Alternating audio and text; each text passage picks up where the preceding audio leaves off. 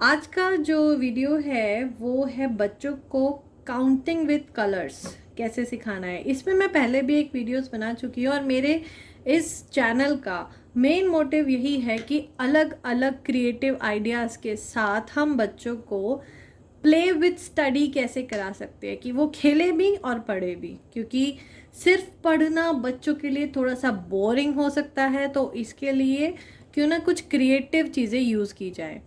मैंने आपको previous videos में बहुत सारी चीज़ें बताई किस तरह से हम बच्चों को स्मॉलर एंड बिगर में डिफरेंस बता सकते हैं, किस तरह से हम बच्चों को काउंटिंग विद टॉय सिखा सकते हैं। आज भी मैं 3 स्टेप काउंटिंग सिखाऊंगी कि किस तरह से फर्स्ट स्टेप किस तरह से लेना है। पहले स्टेप में आप बच्चों को अगर डायरेक्ट लिख के बताएंगे तो हो सकता है उसको शुरू में ही उसको बोरिंग लगने लगे। तो इसके लिए 3 स्टेप्स हमें कैसे लेने हैं। So let's start. लिखना तो बाद में शुरू करेंगे, पहले तो हम बच्चों को टॉयज़ और कलर्स और क्रिएटिव चीज़ों के साथ समझाएंगे। तो हमारा फर्स्ट स्टेप क्या होगा, ये this is our first step. Counting बच्चों को सेम ज़ीरो ज़रूर इंट्रोड्यूस कराइए बच्चों को स्टार्टिंग में ही, क्योंकि ज़ीरो फिर बच्चे बाद में नहीं यूज़ करते, वो कंफ्यूज होते हैं ज़ीरो को यूज़ करने में। 0, then 1 2 3 4 5 6 7 8 9 इस तरह के टॉय या इस तरह के पैटर्न आप ले सकते हैं बच्चों को काउंटिंग सिखाने के लिए। And the second most important thing, अब इसको एक गेम कैसे बनाना है, इसको गेम की तरह कैसे करें। इसके लिए आप क्या करिए, जैसे हाइड एंड सीक खेलते हैं ना, उसी तरह से बच्चों के लिए ये अलग अलग पैटर्न्स छुपा दीजिए। ये अलग अलग करके घर में अलग अलग जगह पे छुपा दो और उनको कलेक्ट करने के लिए बोलो। एक इस तरह से खेल सकते हैं, इसकी ट्रेन बना के खेल सकते हैं। बहुत सारी चीज़ें हैं, अपने क्रिएटिव आइडियाज़ को यूज़ कीजिए और बच्चों को इस तरह से काउंटिंग सिखा सकते हैं।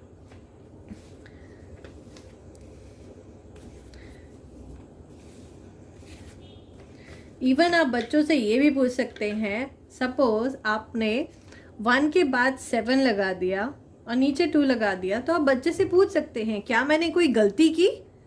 तो बच्चा आपकी गलती को फाइंड आउट करने की कोशिश करेगा कि यस मम्मा, यस पापा, आपने ये गलती करी है, 2 यहाँ होना चाहिए था, 7 यहाँ होना चाहिए था। इसी के साथ ये सिर्फ 9 तक की काउंटिंग के लिए नहीं है, गो फर्दर 10, इसी तरह से 11 12 13 14 इस तरह से आप उनको सिखाइए। 12 13 14 और इस तरह की चीज़ें आप यूज़ कर सकते हैं। Go with this counting.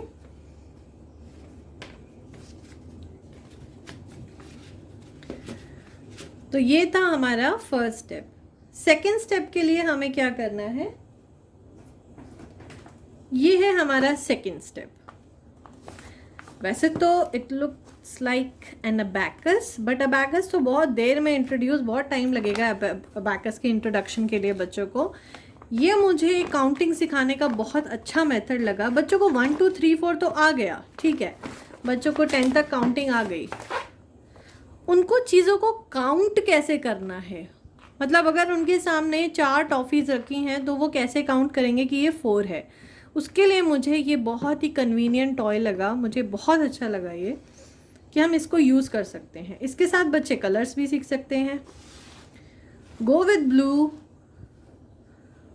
1, go with red 1, go with white 1 2 3, go with green 1 2 3 4, go with yellow 1 2 3 4 5।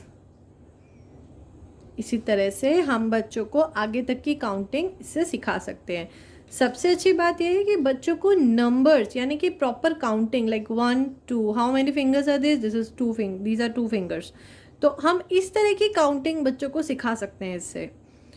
कितनी बीड्स हैं, 1 2, तो बच्चे इससे काउंटिंग करना सीखेंगे, नंबर्स काउंट करना सीखेंगे। एक होता है रीडिंग में काउंटिंग आना, लिखने में काउंटिंग आना, एक होता है काउंटिंग करना कि काउंट करो ये कितने हैं, 1 2 3 4 5 6। बच्चों को इसी तरह से सिखाइए कि एक एक बीट वो गिराते जाए और बोलते जाए साथ में, जिससे उनकी काउंटिंग इम्प्रूव होगी। तो ये था हमारा second step. Now the third step is book. अभी तक हमने लिखना स्टार्ट नहीं करा है, अभी तक हम बच्चों को अलग अलग तरीके से सिर्फ काउंटिंग ही सिखा रहे हैं। So how many ducks are there, there is only 1 duck. How many bags are there, 1 2। अब बच्चे इससे काउंट करके काउंटिंग देखेंगे कि जितना मैंने काउंट करा उतना ही लिखा है, क्योंकि हम उन्हें काउंटिंग सिखा चुके हैं कि उन्हें काउंट करना कैसे है। 1 2 3 3, 1 2 3 4 4।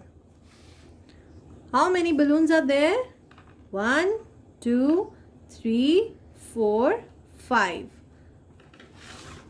How many cups are there? 1 2 3 4 5 6। तो बच्चों के लिए हमें काउंटिंग इजी बनानी है, और इजी बनाने के लिए ये 3 स्टेप अगर हम करें तो मुझे ऐसा लगता है बच्चे खेल खेल में काउंटिंग सीखेंगे। क्योंकि बहुत सिंपल सी बात है, जब तक बच्चे को समझ ही नहीं आएगा वो याद कैसे करेगा, वो चीज़ों को दिमाग में बिठाएगा ही नहीं जब तक कि उसका इंटरेस्ट नहीं आएगा। इंटरेस्ट तब तक नहीं आएगा जब तक उसको समझ नहीं आएगा। हमारी सबसे पहली कोशिश यही रहनी चाहिए कि बच्चे को वो कंसेप्ट समझ में आए, क्लियर होना चाहिए उसको।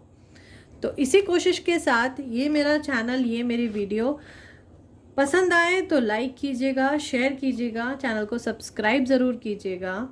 और कोई भी अगर आपको क्वेरी लगती हो या आपको कुछ भी पूछना हो, आपको लगता है कि और भी कुछ मैं बता सकती हूँ इसके साथ, तो मुझे कमेंट सेक्शन में ज़रूर बताइएगा। Till then, study well. Goodbye.